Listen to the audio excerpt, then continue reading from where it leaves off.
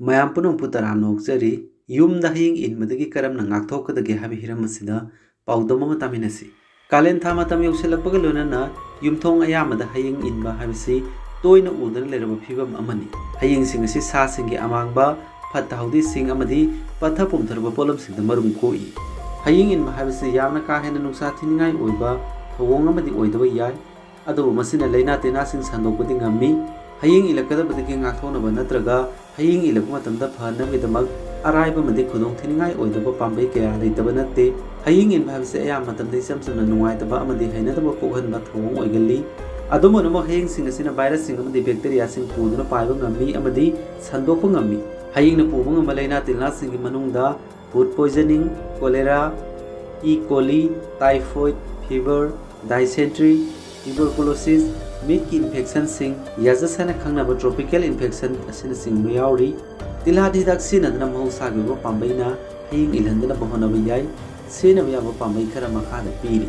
Yumna haying ilhandana bidamak mana masing madi leisu sing asi yumgi akoibada amadi leikol thaba yai.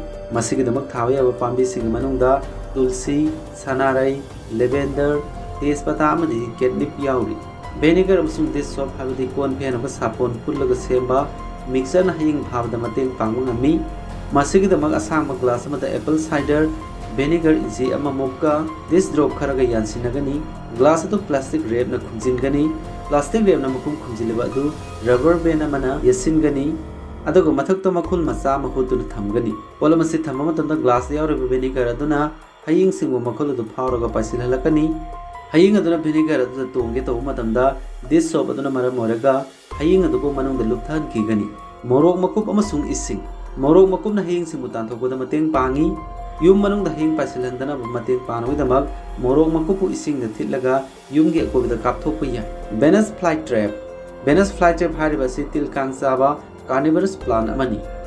Pambi makhalsi yumgi mapanda tharagadi makhoina haying singbu chathokigani. Yumgi manungda tharagadi pambi sing adu machinjak oina haying sing phadana mathau tawbasu yai. Haying na pambi uda tongba matamda haying adubu umsinkhigani. Mathang da tiladugi manungda yauraba athotpa maton sing adubu chupsin khinaba digestive fluid sing thadorakani. Til kang sing adugi matong sing adubu numit mangani dagini tarani thoini phawbu chupsinba loiraba matungda lemhokpak sing adu amuk othorakani. Asumna araiba Pambeising asi sinaduna kalen thagi matamda haying sing dagi ngakthokpa ngamgani. Aroibata ngasigi paudongni video yengbiru puno pu thagatjari.